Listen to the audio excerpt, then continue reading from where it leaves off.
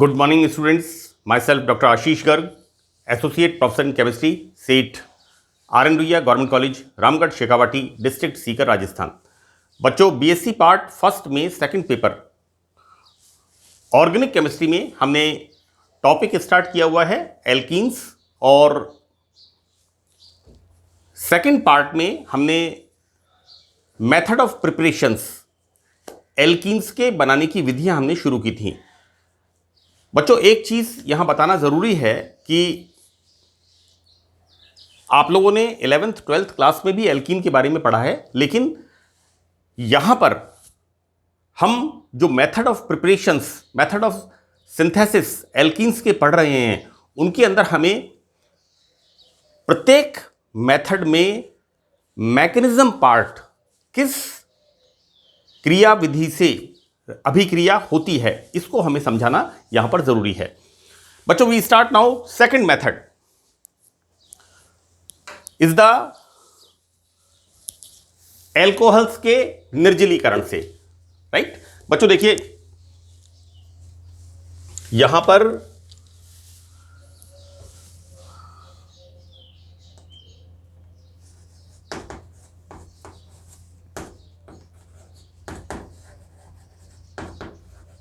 This is the alcohol. एक simple सी मैं बात आपको बता रहा हूं, हम क्या कर रहे हैं, डिहाइड्रेशन ऑफ द एल्कोहल। और डिहाइड्रेशन के लिए हम यूज क्या कर रहे हैं, कंसंट्रेट एसिड, है ना। Concentrate sulphuric acid is a very good dehydrating agent. Right, मैंने इससे पहले फर्स्ट मेथड बताया था dehydro halogenation of alkyl halides. Alkyl halides में से हम हाइड्रोजन और हेलोजन को रिमूव कर रहे थे, ये हमने देखा था बच्चों, ये हमने देखा था फर्स्ट मेथड। तो वहां पर हमने यूज क्या किया था, हाइड्रोजन हेलोजन को हटाने के लिए dehydrohalogenation, we use their alkali. हमने वहां पर NaOH या KOH का यूज किया था, एल्कलाइन बेसिक मीडियम। यहां पर एल्कोहल्स का डिहाइड्रेशन कर रहे हैं बच्चों। What we are using here, we are acid catalysed. Right, यहां पर हम एज ए कैटेलिस्ट एसिड को यूज कर रहे हैं। तो क्या होता है, हाइड्रोजन डिहाइड्रेशन, वाटर मॉलिक्यूल बाहर निकलता है एंड फॉर्मेशन ऑफ एल्कीन्स। ये मैंने आपको एक सिंपल तरीके से बताया कि आपको बहुत आसानी रहेगी। फर्स्ट मेथड के अंदर हमने हाइड्रोजन और हेलोजन को, the process was dehydro halogenation, वहां पर हमने एल्कली बेस यूज किया था। यहां पर हम that reaction was base catalysed and this reaction acid catalysed elimination reaction. Now I start this reaction. बच्चों देखिए, यहां पर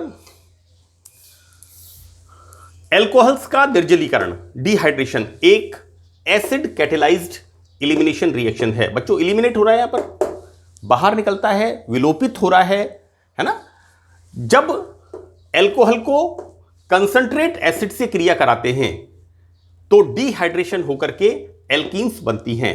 तो बच्चों, जैसा मैंने बताया, this is the alcohol HHH, और यहां पर इस एल्कोहल में से in the presence of acid, मैं मैकेनिज्म आपको बाद में बताऊंगा कि किस तरह से यहां पर ये बाहर निकलता है। बच्चों, it goes here, so this go comes here and for removal of H2O and formation of alkene. तो इस तरह से ये रिएक्शन होती है, acid catalysed reaction. Now mechanism of the reaction. Right, यहां पर जो डिहाइड्रेशन ऑफ द एल्कोहल होता है, उसकी क्रिया विधि क्या होती है। तो देखिए बच्चों, यह रिएक्शन भी 1,2 एलिमिनेशन या बीटा एलिमिनेशन का उदाहरण है। बच्चों, यहां पर देखिए, मैंने डिहाइड्रो हेलोजिनेशन में बताया था कि जिस कार्बन से हेलोजन जुड़ा हुआ होता है वो होता है अल्फा, और उसके जो निकटवर्ती कार्बन होते हैं उन्हें हम कहते हैं बीटा कार्बन, और बीटा कार्बन से जो हाइड्रोजन जुड़ा हुआ होता है उसे कहते हैं हम बीटा हाइड्रोजन। राइट, तो वहां पर क्या होता है, वहां पर 1-2 elimination, and the same way यहां पर भी बच्चों देखिए, ये इससे जुड़ा हुआ है, इसे हमने अल्फा मान लिया और इससे एडजेसेंट बीटा मान लिया, so this is the alpha beta, या this is the beta elimination, और इसे हम बोलेंगे 1-2 इलिमिनेशन। बच्चों 1 ये हो गया और 2 ये हो गया, दिस इज द 1-2 इलिमिनेशन। जिस कार्बन से OH ग्रुप लगा हुआ है वो 1 होगा, सेकंड कार्बन से H+ बाहर निकलता है, सो दिस इज द 1-2 इलिमिनेशन। बच्चों यहां पर भी सेट-जेफ के नियम का पालन होता है, और सेट-जेफ का नियम क्या है कि जब डीहाइड्रोहेलोजिनेशन होता है या डिहाइड्रेशन होता है, बच्चों देखिए यहां पर दोनों के अंदर डिहाइड्रेशन, HOH, H2O बाहर निकल रहा है, तो बच्चों क्या बन रहा है, एल्कीन का फॉर्मेशन हो रहा है।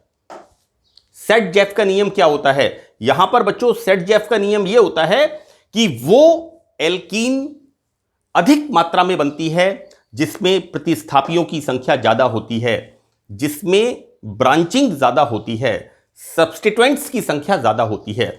बच्चों यहां पर देखिए, right, this is the alpha, OH group इससे लगा हुआ है, this is the beta and this is the beta.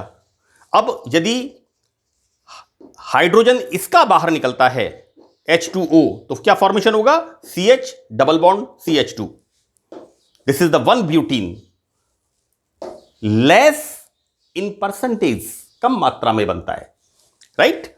अब यदि यह हाइड्रोजन बाहर निकलता है तो बच्चों देखिए, this is the alpha and the next carbon is beta, यहां पर बीटा हाइड्रोजन बाहर निकलती है, 1-2 इलिमिनेशन, सो दैट डिहाइड्रेशन, और क्या बनता है यहां पर, formation of CH3, CH double bond CH, single bond CH3, 2 butene. और हम यहां पर क्या देखते हैं,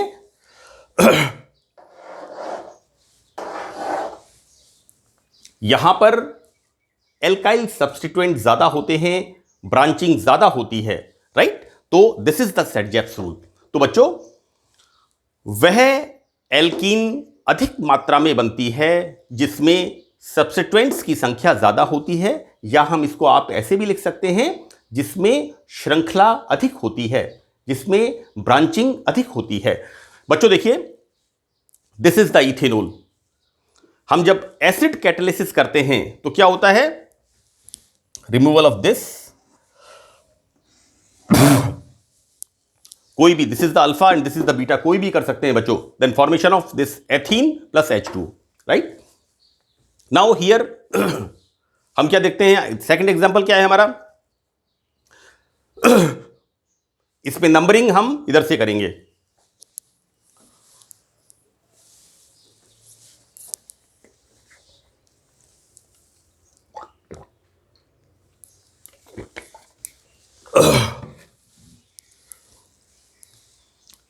क्योंकि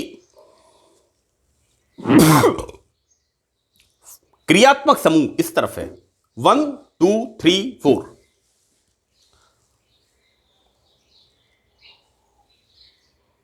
ओके फाइन। हमने यहां पर ये 2 मॉलिक्यूल लिया है ना, 2 मॉलिक्यूल लिया है बच्चों, so it's not 2 molecule, why are you taking this, right. तो देखिए, यानी इसकी जरूरत नहीं है। तो बच्चों देखिए यहां पर क्या होगा, यहां पर OH ग्रुप यहां से एलिमिनेट होगा और हाइड्रोजन इधर से होगा, तो फॉर्मेशन क्या होगा, यहां पर CH3 single bond CH double bond CH single bond CH3, right. So this is the formation of 2 butene. Now हम इसका मैकेनिज्म देखते हैं, किस प्रकार से ये रिएक्शन होती है। बच्चों this is the alcohol, acid की प्रेजेंस में, अब यहां पर H+, obviously presence of lone pair on the oxygen atom, OH group के ऑक्सीजन पर लोन पेयर ऑफ इलेक्ट्रॉन होते हैं, तो it comes here, this is the OH2। अब देखिए बच्चों, एक चीज इंपॉर्टेंट है, मैंने यहां पर बताया है आगे कि OH ग्रुप एक अच्छा लिविंग ग्रुप नहीं है, मुक्त होने वाला समूह नहीं है। तो एसिड की प्रेजेंस में जब H+ इसके ऊपर लगता है, तो बच्चों ये जो बनता है यहां पर OH2+, it's a very good leaving group, है ना, it's a very good leaving group, मुक्त होने वाला समूह एक अच्छा है। तो यहां पर क्या होता है, ऑक्सीजन हाईली इलेक्ट्रोनेगेटिव होने के कारण ये इलेक्ट्रॉन्स लेके -H2 and formation of, obviously बच्चों ये जब इलेक्ट्रॉन्स इधर चले जाएंगे इस कार्बन के ऊपर धनावेश, so this is the carbocation. आगे बच्चों हम देखते हैं कि कार्बोकैटायन बनने के बाद क्या होगा, दिस रिमूव आउट, यहां पर ये इलेक्ट्रॉन देखिए H+ के फॉर्म में बाहर निकलेगा और इस तरह से यहां पर एल्कीन का संश्लेषण होगा। तो मैंने आपको ये बताया कि एल्कोहल्स का डिहाइड्रेशन एसिड कैटेलाइज्ड अम्ल उत्प्रेरक की उपस्थिति में किस प्रकार संपन्न होता है। अब यहां पर बच्चों टाइप ऑफ रिएक्शन, यहां इंपॉर्टेंट चीज क्या है कि यहां ये रिएक्शन किस तरह की होती है, इवन इलिमिनेशन यूनिमॉलिक्यूलर मैकेनिज्म, ये रिएक्शन इलिमिनेशन यूनिमॉलिक्यूलर क्रिया विधि से संपन्न होती है। बच्चों यहां पर फॉर्मेशन ऑफ कार्बोकैटायन, इसको हमने कैसे असेसमेंट किया, क्योंकि यहां कार्बोकैटायन बनता है, राइट बच्चों, this is the 2 step process, right. तो यहां पर फॉर्मेशन ऑफ कार्बोकैटायन, अब यहां पर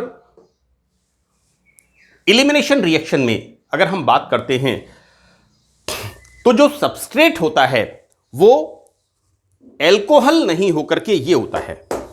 फर्स्ट मैंने लिखा है बच्चों देखिए कि यहां E1 का सबस्ट्रेट इथेनॉल नहीं होकर प्रोटोनेटेड इथेनॉल होता है। First this is the protonated ethanol.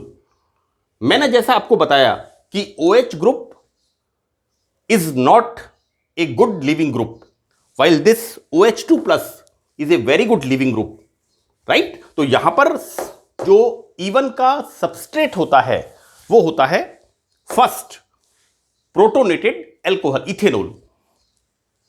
बच्चों देखिए द सेम रिपीटिशन कि यहां OH ग्रुप एक अच्छा मुक्त होने वाला समूह नहीं है, लिविंग ग्रुप नहीं है, अतः एसिड कैटेलिस्ट से OH ग्रुप का प्रोटोनेशन करते हैं क्योंकि OH2+ ग्रुप आसानी से मुक्त हो जाता है। अब ये तो बात हो गई मैकेनिज्म की। यहां पर एक और फैक्टर होता है कि दिस रिएक्शन इज रिवर्सिबल, ये अभिक्रिया उत्क्रमणीय होती है, लेकिन मेन प्रोडक्ट एल्कीन जो बनता है ये एल्कीन गैस होने के कारण मुक्त होती जाती है, राइट। और मुक्त होने के कारण क्या होता है, रिएक्शन बैक साइड या लेफ्ट साइड रिवर्स डायरेक्शन में संपन्न नहीं हो पाती।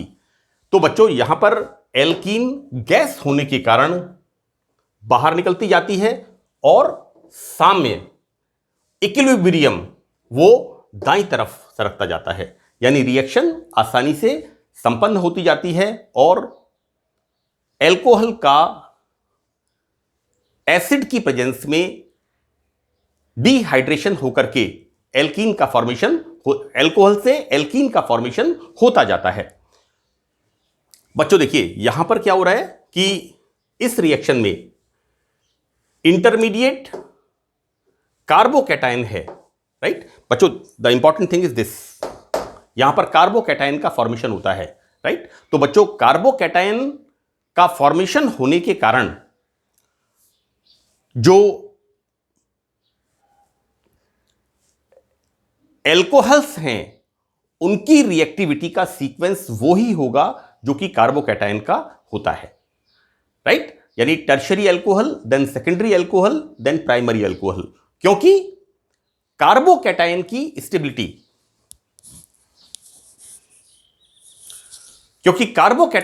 स्टेबिलिटी, बच्चों tertiary carbonium ion is more stable, है ना। ये मैंने आपको mechanism of the organic reactions में बताया है कि tertiary carbonium ion is more stable than secondary carbonium ion and secondary carbonium ion is more stable than primary carbonium ion, right. तो इस तरह से हम देखते क्या हैं कि यहां पर डिहाइड्रेशन ऑफ द एल्कोहल्स, निर्जलीकरण एल्कोहल्स का, वो टर्शरी अल्कोहल का आसानी से होता है, उसके बाद सेकेंडरी अल्कोहल का होता है और उसके बाद प्राइमरी अल्कोहल का होता है। बच्चों यहां पर मैं आपको इसी रिएक्शन से रिलेटेड एक इंपॉर्टेंट पार्ट है सेलेक्टिविटी एंड रिएक्टिविटी, किस तरह से यहां पर वर्णात्मकता होती है, उसको मैं पार्ट 4 में डिस्कस करूंगा, क्योंकि इसमें थोड़ा स्पेस की कमी है, थोड़ा लंबा पार्ट हो जाएगा। 17-18 मिनट के 20 मिनट के लेक्चर्स बच्चे आसानी से कवर कर लेते हैं, आसानी से सुन लेते हैं। अगर ज़्यादा लंबा ऑडियो विजुअल्स होता है तो ये मैंने अनुभव किया है कि बच्चे उसे देखना कम पसंद करते हैं। तो मेरी कोशिश है बच्चों कि मैं 18-20 मिनट का एक ऑडियो विजुअल प्रिपेयर करूं और आपको छोटे छोटे स्लॉट्स के अंदर, जैसे हम आइंस्टीन का इक्वेशन पढ़ते हैं, यू नो E = mc² की energy is h new photons के फॉर्म में, मैं आपको धीरे धीरे रिचार्ज करता जाऊं। So that's all in this lecture. Thank you.